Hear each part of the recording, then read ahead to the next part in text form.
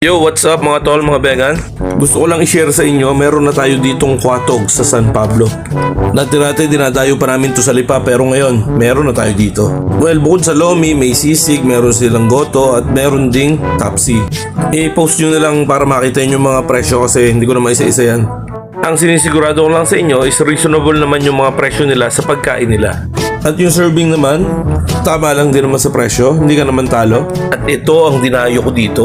Dati nga pinupunta ko pa to sa Lipa. At isa pa sa all-time favorite ko, gisado.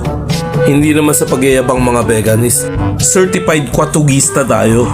Yan mga tolo, kuha yan doon sa branch nila sa Lipa. Wala lang akong chance may pakita sa inyo yung ultimate lomi nila pero kahit sigad sila may hirapang ubusin yun, promise.